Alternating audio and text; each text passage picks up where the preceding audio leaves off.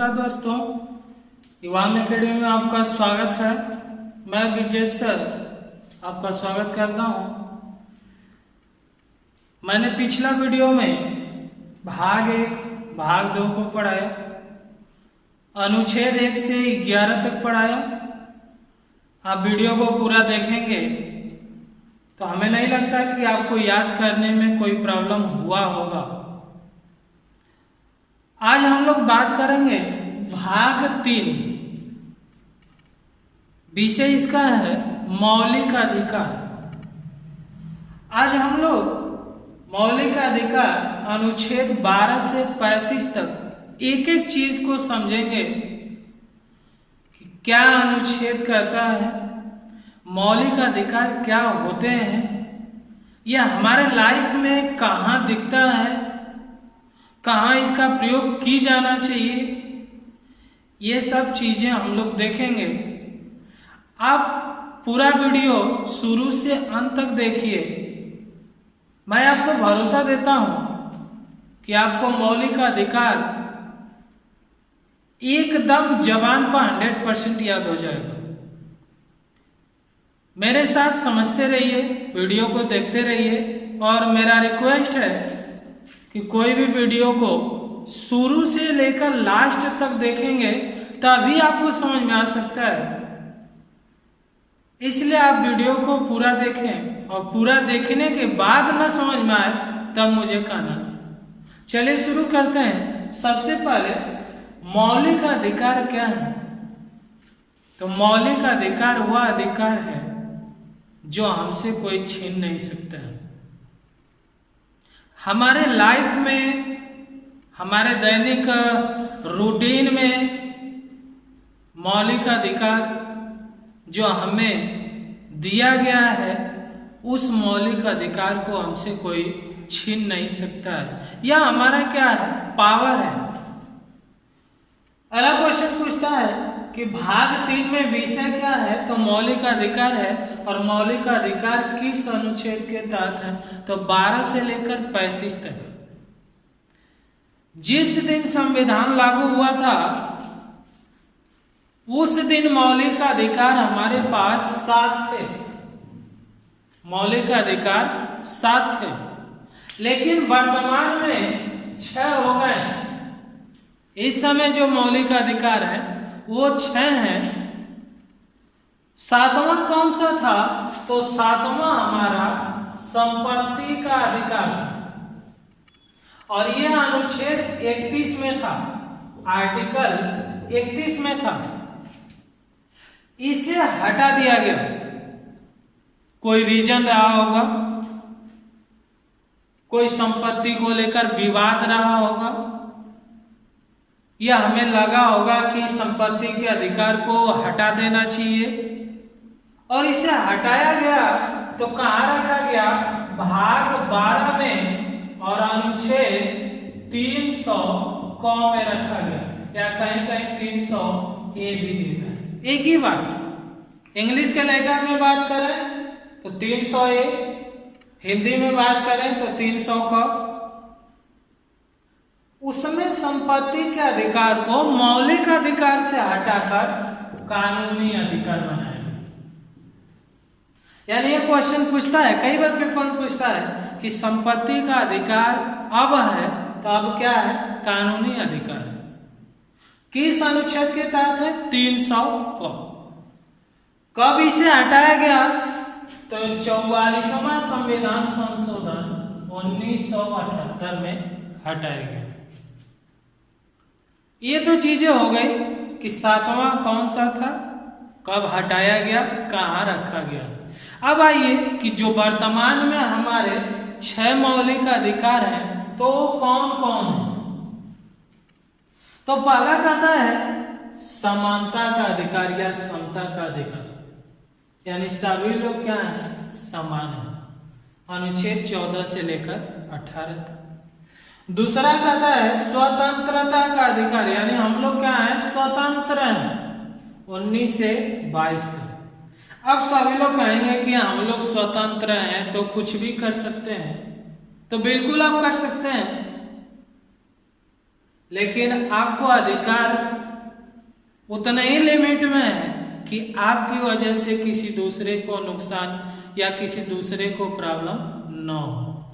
तीसरा कहता है शोषण के विरुद्ध अधिकार, यानी किसी का शोषण नहीं होना चाहिए। कहीं पे शोषण होता है तो आपकी आवाज को उठनी चाहिए। और इसमें अनुच्छेद 23 से 24 है, हम आपको डिटेल में बताएंगे कि क्या है।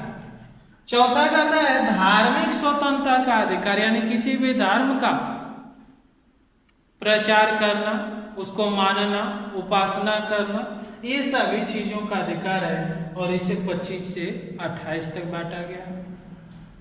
संस्कृति और शिक्षा का अधिकार, यानी जिस देश में रहते हैं उसकी संस्कृति क्या होनी चाहिए, क्या है, शिक्षा का अधिकार है।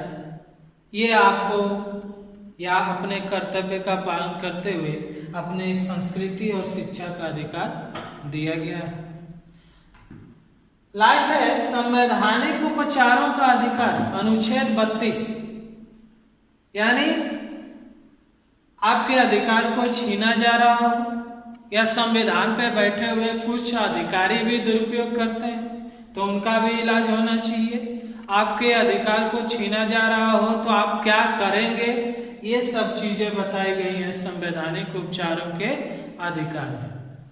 आइए हम लोग एक एक को पूरा पढ़ते हैं कि क्या कहता है। 14 से 18 है, 19 से 22 है, तो एक एक अनुच्छेद क्या कहते हैं। आइए समानता का अधिकार समझते हैं। पहला हमारा है समानता का अधिकार, 14 से 18। अनुच्छेद 14 कहता है विधि के समक्ष समानता, यानी देश में कोई भी हो, अमीर हो, गरीब हो, पिछड़े वर्ग का हो, विधि यानी नियम कानून सबके लिए क्या है, समान है। यानी विधि के समक्ष समानता, जो विधि है, कानून है, वो सभी के लिए क्या है, समान है।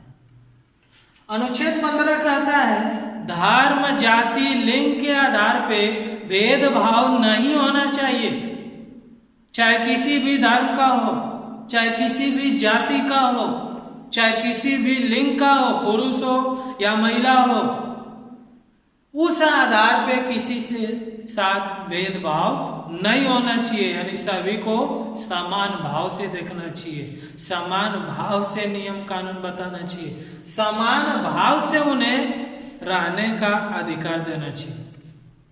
16 कहता है लोक नियोजन के विषय में, यानी कोई भी नौकरी आती है, राज्य सरकार कोई भी वैकेंसी निकलती है, उनमें सभी जाति या सभी कास्ट के लोगों को समान अवसर की समानता मिलनी चाहिए। 17 कहता है अस्पृश्यता, अस्पृश्यता या इसे कहते हैं छुआछूत, यानी किसी के साथ छुआछूत नहीं किया जाना चाहिए।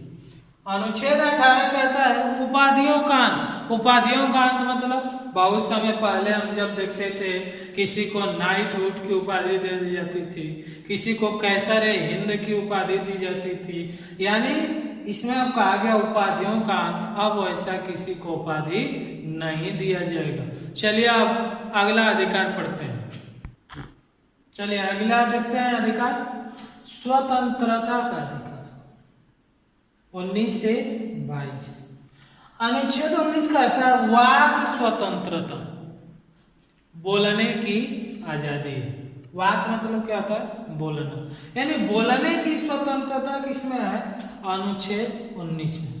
अब इसमें 19(1), 19(2), 19(3), 19(4), 19(5), 19(6 ये अलग अलग अनुच्छेद पूछता है कि क्या चीजें इसमें होती है। तो 19 फर्स्ट में है अभिव्यक्ति यानी बोलने की आजादी, और 19 फर्स्ट में ही प्रेस की स्वतंत्रता है। 19 सेकंड कहता है शांतिपूर्ण एकत्रित, इसका कहने का मतलब है किसी भी जगह पे बिना हथियार के आप शांतिपूर्ण इकट्ठा हो सकते हैं। अनुच्छेद 19 थर्ड कहता है संगठन या समूह या सभा बनाने की आपको स्वतंत्रता है। कोई भी संगठन बना सकते हैं, कोई भी सभा बना सकते हैं। हाँ, वह संगठन या सभा लीगली होना चाहिए। अगला कहता है 19(4) आवागमन, यानी भारत के किसी भी राज्य में आप आवागमन कर सकते हैं, कोई आपके लिए रोक नहीं है। 19(5) कहता है निवास, यानी भारत के किसी भी राज्य में आप निवास कर सकते हैं, कहीं पर भी जमीन लेकर अपना घर द्वार बनवा सकते हैं, कहीं के आप निवासी हो सकते हैं। और अनुच्छेद 19(6) कहता है आजीविका, यानी अपना रोजी रोटी चलाने के लिए, अपना रोजगार चलाने के लिए किसी भी स्थान पे आप जा सकते हैं। यही रीजन है उत्तर प्रदेश का नागरिक है, महाराष्ट्र नौकरी करता है, बिहार का है, दिल्ली करता है, तो ये अधिकार देता है 19(6) में आजीविका, यानी अपने आजीविका के लिए आप किसी भी जगह रोजगार कर सकते हैं। अनुच्छेद 20 कहता है अपराधों के लिए दोष सिद्धि के संबंध में संरक्षण, यानी अपराध कोई किए उस समय आपका रूल क्या है, आपका अधिकार क्या है, तो पहला कहता है नियम, यानी जिस समय अपराध आप किए थे उस समय जो नियम था उसी नियम के अधिकार पे आपको सजा दी जाएगी। जैसा मैं बताता हूँ उदाहरण में, जैसे मान लीजिए आप कोई भी अपराध इस समय करते हैं और उस अपराध के लिए इस समय 6 माह सजा का प्रावधान है, तो आपको 6 माह ही सजा दी जाएगी। यह नहीं कि कल नियम बन गया कि 12 महीना दिया जाना चाहिए, तो नहीं, जिस समय अपराध किए थे उस समय जो नियम था उसी के आधार पे आपको सजा दी जाएगी। दूसरा कहता खुद गवाही नहीं, यानी आपको कोई भी प्रशासन या कोई भी अधिकारी जबरदस्ती नहीं कर सकता है कि तुम खुद कहो कि मैं यह अपराध किया हूं। आप पे दबाव नहीं डाल सकता है कि आपको जबरदस्ती कहवाए कि आप यह अपराध किए हैं। और अगला कहता है एक अपराध के लिए एक बार सजा, यानी एक अपराध किए हैं तो उसके लिए एक ही बार सजा दी जाएगी, ये नहीं कि एक अपराध के लिए आपको बार बार सजा दी जाएगी। 19 से 22 अनुच्छेद 19 पढ़े, अनुच्छेद 20। आइए अगला अनुच्छेद पढ़ते हैं। आइए अनुच्छेद 19 और 20 देखें। अगला देखते हैं स्वतंत्रता का अधिकार 19 से 22 था, हम लोग 19 और 20 पढ़े। अगला 21 है। 21 में कहता है प्राण एवं दैहिक स्वतंत्रता। ये क्या है, तो आप स्वच्छ पर्यावरण में रहने का अधिकार है, स्वच्छ जल पीने का अधिकार है, शांति से सोने का अधिकार है, यानी निजी जीवन में जो आपको अधिकार दिया गया या मिलता है वही क्या है, प्राण एवं दैहिक स्वतंत्रता। अगला इसमें अनुच्छेद 21 का, यह बहुत इंपॉर्टेंट है, कई बार पेपर में आ चुका है कि 21 क में क्या है और इसको कब जोड़ा गया। 21 का कहता है 6 से 14 वर्ष के बच्चों को निःशुल्क एवं अनिवार्य शिक्षा दी जाना चाहिए। अब यदि आप अधिकार के तहत कोई माता पिता अपने बच्चे को स्कूल नहीं भेजता है तो उसके ऊपर कार्रवाई हो सकती है, क्योंकि 21 का में 6 से 14 वर्ष के बच्चों को निःशुल्क एवं अनिवार्य शिक्षा, और यह अधिकार कब मिला था, तो 86वां संविधान संशोधन 2002 में मिला था। अगला कहता है अनुच्छेद 22 कुछ दशाओं में गिरफ्तारी के संबंध में संरक्षण, यानी आप अपराध किए हैं और आप गिरफ्तार होने वाले हैं तो उस समय रूल या अधिकार क्या है, तो पहला कहता है कारण। कोई आपको गिरफ्तार करने आता है तो आप सबसे पहले उससे पूछेंगे किस अपराध के लिए हमें गिरफ्तार किया जा रहा है, यानी कारण पूछने का अधिकार आपको। दूसरा कहता है कि यदि आपको गिरफ्तार कर लिया गया है तो 24 घंटे के अंदर कोर्ट में मजिस्ट्रेट के सामने या जज के सामने आपको प्रस्तुत करना होगा 24 घंटे के अंदर। अब आप कहेंगे कि कोई महाराष्ट्र में पकड़ा गया, कोई दूसरे देश में पकड़ा गया, उसको 24 घंटा के अंदर कैसे लाएंगे, तो देखिए इसमें आने जाने का समय छोड़ दिया जाता है, ठीक है, आने जाने का समय छोड़ दीजिए और उसे 24 घंटे के अंदर कोर्ट में पेश करना होगा।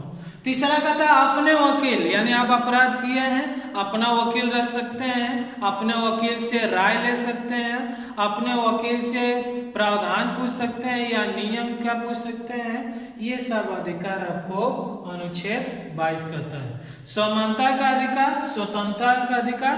अगला पढ़ते हैं शोषण के विरुद्ध अधिकार। अगला अधिकार देखते हैं शोषण के विरुद्ध अधिकार 23 से 24।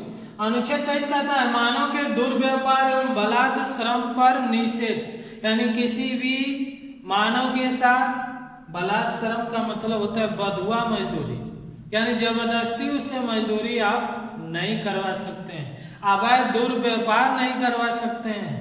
और अनुच्छेद 24 कहता है बाल श्रम पर रोक। इसका मतलब क्या है, ये भी पेपर के लिए अनुच्छेद 24 भी इंपॉर्टेंट है।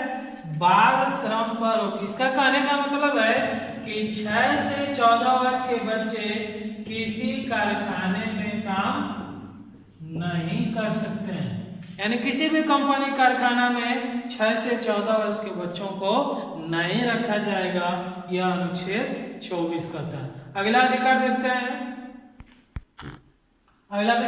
धार्मिक स्वतंत्रता का अधिकार 25 से 28।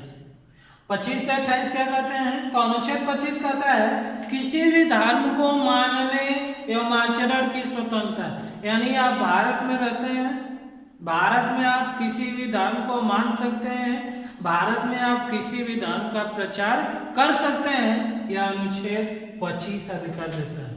अनुच्छेद 26 कहता है धार्मिक कार्यों के प्रबंधन की स्वतंत्रता, यानी किसी भी धर्म के लिए कहीं पर भी मंदिर में, मस्जिद में या कहीं पे सभा कर सकते हैं, यानी धार्मिक कार्यों के लिए प्रबंधन की स्वतंत्रता।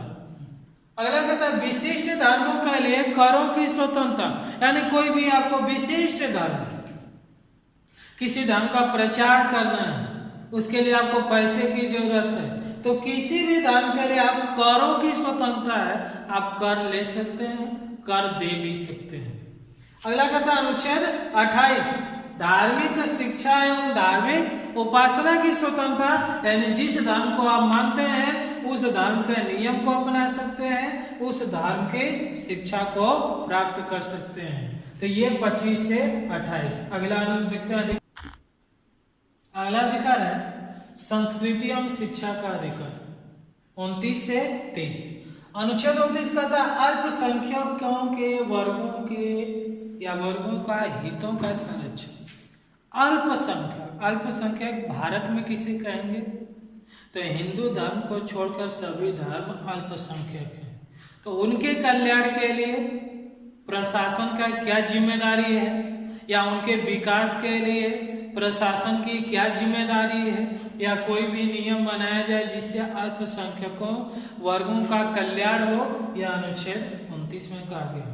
अनुच्छेद 30 में कहा गया है शिक्षा एवं शिक्षण संस्थान, यानी अल्पसंख्यकों के लिए शिक्षा एवं शिक्षण संस्थान की विशेष सुविधा प्रशासन के द्वारा दी जाना चाहिए। यह था संस्कृति एवं शिक्षा का अधिकार 29 से 30। अगला अधिकार पढ़ते हैं।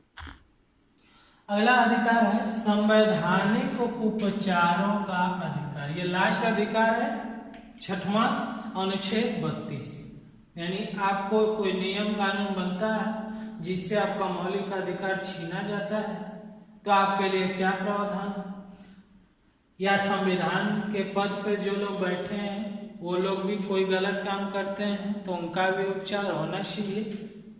अनुच्छेद 32 कहता है। अनुच्छेद 32 और भी है, आगे बताएंगे, अभी समझिए। 2 क्वेश्चन बहुत कंफ्यूजन करते हैं। डॉक्टर भीमराव अंबेडकर ने संवैधानिक उपचारों के अधिकार को संविधान की आत्मा कहा और जवाहरलाल नेहरू ने प्रस्तावना को आत्मा कहा। तो पेपर में आपको अगर पूछता है कि संविधान की आत्मा क्या है तो आप प्रस्तावना को लगाएंगे, लेकिन पेपर में अगर पूछता है कि डॉक्टर भीमराव अंबेडकर के अनुसार संविधान की आत्मा क्या है, तब आप संवैधानिक उपचारों के अधिकार को लगाएंगे, अनुच्छेद 32 को लगाएंगे। डॉक्टर भीमराव अंबेडकर क्वेश्चन में होंगे तब ये अधिकार को आत्मा में लगाएंगे। अगर ये नहीं है, केवल संविधान की आत्मा पूछ रहा है, तब आप प्रस्तावना को लगाएंगे। तो ये क्वेश्चन आप विशेष समझिएगा, पेपर में आता भी है। डॉक्टर भीमराव अंबेडकर लगा होगा तभी संवैधानिक उपचारों के अधिकार को संविधान की आत्मा लगाएंगे, वरना केवल संविधान की आत्मा पूछेगा तब प्रस्तावना को लगाएंगे। ठीक है, आगे और समझते हैं कि क्या चीजें हैं। आगे देखते हैं जो कुछ पॉइंट हैं जो पेपर में आपका पूछता है। कह रहा है कोई ऐसा नियम बन जाए जिससे आपका मौलिक अधिकार छीना जा रहा है। जो 6 आप मौलिक अधिकार पढ़े हैं उसमें से एक भी नियम के द्वारा छीना जा रहा हो तो आप क्या करेंगे? तो कहता है अनुच्छेद 32 के तहत सुप्रीम कोर्ट में, कहा सुप्रीम कोर्ट में, तथा अनुच्छेद 226 के तहत हाई कोर्ट में। अनुच्छेद 32 के तहत सुप्रीम कोर्ट में और अनुच्छेद 226 के तहत हाई कोर्ट में याचिका दाखिल करते हैं कि हमारा अधिकार छीना जा रहा है। तब उस स्थिति में ये दोनों कोर्ट क्या करती हैं? तो 5 प्रकार की रेट जारी करती है। कौन कौन? बंदी प्रत्यक्षीकरण। बंदी प्रत्यक्षीकरण का मतलब किसी को गिरफ्तार किया गया है तो उसे 24 घंटा के अंदर कोर्ट में पेश करना अनिवार्य होगा। परमादेश यानी किसी के केस को लिखा ही नहीं जा रहा हो, उस समय कोर्ट हम आदेश देते हैं। परमादेश का मतलब होता है हम आदेश देते हैं कि आप इसके केस को लिखें। तीसरा कहता है उत्प्रेषण, यानी आपके रिपोर्ट को कोई लिखता नहीं है, आपके रिपोर्ट को लिखकर लंबित करता है, अधिकारी आगे नहीं भेजता है, उस समय कोर्ट क्या करती है? उत्प्रेषण। उस अधिकारी को कहा जाता है कि उसके फाइल को क्या करें? आगे भेजे, किसी को परेशान न करें।